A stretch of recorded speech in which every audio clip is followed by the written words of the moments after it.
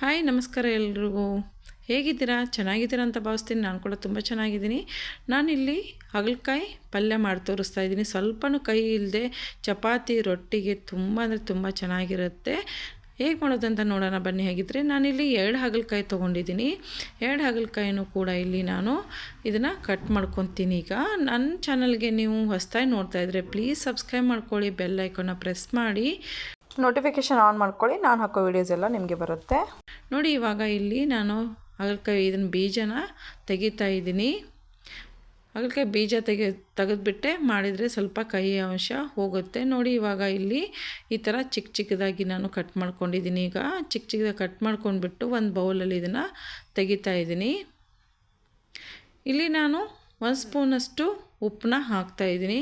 ಹಾಕಿಬಿಟ್ಟು 1-2 ನಿಮಿಷ ಹಾಗೆ ಬಿಟ್ಬಿಡ್ತೀನಿ. ಸ್ವಲ್ಪ ಮಿಕ್ಸ್ ಮಾಡಿಬಿಟ್ಟು ಹಾಗೆ ಬಿಟ್ಬಿಡ್ತೀನಿ 1-2 ನಿಮಿಷ. 2 ನಿಮಿಷ ಆದಮೇಲೆ ನೋಡಿ ಈ ಥರ ಇದನ್ನು ನೀವು ಈ ಹಾಗಲಕಾಯಿನ ಈ ಥರ ಹಿಂಡ್ಕೋಬೇಕಾಗತ್ತೆ. ಅಂದರೆ ಇಲ್ಲಿ ಕಹಿ ಅಂಶ ಇರೋದೆಲ್ಲ ಹೋಗ್ಬಿಡುತ್ತೆ ನೋಡಿ. ಈ ಥರ ಇದನ್ನು ಇವಾಗ ಚೆನ್ನಾಗಿ ಹಿಂಡ್ಕೊಂಡಿದ್ದೀನಿ ನೋಡಿ. ಇದೇ ರಸ ಕೂಡ ಇದು.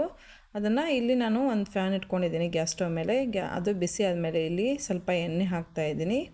ಎಣ್ಣೆ ಹಾಕಿಬಿಟ್ಟು ಇದು ಎಣ್ಣೆ ಬಿಸಿ ಆದಮೇಲೆ ನಾನು 1 ಈರುಳ್ಳಿನ ಕಟ್ ಮಾಡಿ ಇಟ್ಕೊಂಡಿದ್ದೆ, ಅದನ್ನು ಇವಾಗ ಇಲ್ಲಿ ಹಾಕ್ತಾಯಿದ್ದೀನಿ.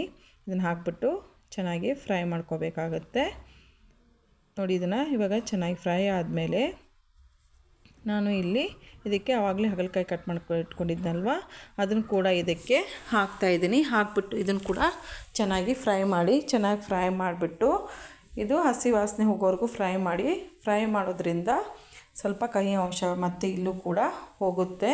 ಮತ್ತು ಇಲ್ಲಿ ನೋಡಿ ನಾನು 1 ಸ್ಪೂನಷ್ಟು ಸಾಲ್ಟನ್ನ ಹಾಕ್ತಾಯಿದ್ದೀನಿ. ಅಂದರೆ ರುಚಿಗೆ ತಕ್ಕಷ್ಟು ಉಪ್ಪನ್ನ ಹಾಕ್ಕೊಳ್ಳಿ.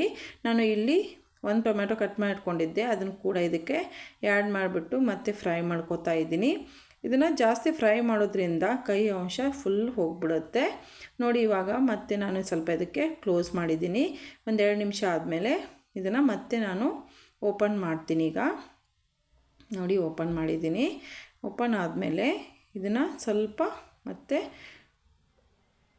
ಅಂದರೆ ಅರಿಶಿನ ಪುಡಿ ಹಾಕ್ತಾಯಿದ್ದೀನಿ. ಹಾಕ್ಬಿಟ್ಟು ಮತ್ತು ರೆಡ್ ಚಿಲ್ಲಿ ಪೌಡರು, ನಿಮಗೆ ಖಾರ ಎಷ್ಟು ಬೇಕೋ ನೋಡಿಕೊಂಡು ನೀವು ಖಾರನ ಹಾಕ್ಕೋಬೋದು.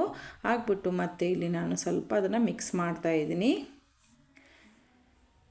ನೋಡಿ. ಇದನ್ನು ಮಿಕ್ಸ್ ಮಾಡ್ತಾಯಿದ್ದೀನಿ. ಇದನ್ನು ಚಪಾತಿ ಜೋಳದ ರೊಟ್ಟಿಗೆ ತುಂಬ ಅಂದರೆ ತುಂಬ ಚೆನ್ನಾಗಿರುತ್ತೆ ನೋಡಿ. ಇವಾಗ ಈ ಥರ ಮಿಕ್ಸ್ ಆದಮೇಲೆ ಇಲ್ಲಿ ಸ್ವಲ್ಪ ನಾನು ಬೆಲ್ಲನ ಯೂಸ್ ಮಾಡ್ತಾಯಿದ್ದೀನಿ. ಬೆಲ್ಲ ಹಾಕೋದ್ರಿಂದ ಟೇಸ್ಟು ಸಖತ್ತಾಗಿ ಕೊಡುತ್ತೆ. ಆಮೇಲೆ ಬೆಲ್ಲನ ನಾವು ಹಾಗಲಕಾಯಿ ಹಾಕಲೇಬೇಕು ನೋಡಿ. ಇಲ್ಲಿ ಸ್ವಲ್ಪ ನಾನು ಶೇಂಗಾ ಪೌಡ್ರ್ ಮಾಡಿಟ್ಕೊಂಡಿದ್ದೆ, ಅಂದರೆ ಕಡಲೆ ಬೀಜ ಪೌಡ್ರ್, ಇದು ಸ್ವಲ್ಪ ಹಾಕಿಬಿಟ್ಟು ಇದನ್ನು ಮಿಕ್ಸ್ ಮಾಡಿ ಇಟ್ಟಿದ್ದೀನಿ ನೋಡಿ. ಇವಾಗ ಮಿಕ್ಸ್ ಆದಮೇಲೆ ಸ್ವಲ್ಪ ಇದಕ್ಕೆ ನೀರು ಹಾಕ್ತಾಯಿದ್ದೀನಿ.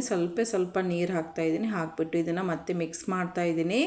ಇದನ್ನು ಮಿಕ್ಸ್ ಮಾಡಿಬಿಟ್ಟು ಸ್ವಲ್ಪ 1-2 ನಿಮಿಷ ನಾವು ಮತ್ತೆ ಇದನ್ನು ಕ್ಲೋಸ್ ಮಾಡಬೇಕಾಗತ್ತೆ. ಸ್ವಲ್ಪ ಈ ಥರನೇ ಜಾಸ್ತಿ ಮಿಕ್ಸ್ ಆದಮೇಲೆ ಸ್ವಲ್ಪ ನಾನು ಇದನ್ನು ಕ್ಲೋಸ್ ಮಾಡ್ತೀನಿ. ಇವಾಗ ನೋಡಿ ಕ್ಲೋಸ್ ಮಾಡಿಬಿಟ್ಟು ಮತ್ತೆ 1-2 ನಿಮಿಷ ಇಟ್ಬಿಟ್ಟು ಮತ್ತೆ ಇದನ್ನು ಓಪನ್ ಮಾಡಬೇಕು. ತುಂಬ ಚೆನ್ನಾಗಿ ಬರುತ್ತೆ. ಅಂದರೆ ಇದು ರೈಸಿಗೆ ಕೂಡ ತುಂಬ ಚೆನ್ನಾಗಿರುತ್ತೆ ಕಾಂಬಿನೇಷನು ನೋಡಿ. ಇವಾಗ ಇದು ಹಾಗಲಕಾಯಿ ಪಲ್ಯ ರೆಡಿ ಇದೆ. ನಾನು ಗ್ಯಾಸ್ ಸ್ಟವ್ನ ಆಫ್ ಮಾಡ್ತಾಯಿದ್ದೀನಿ.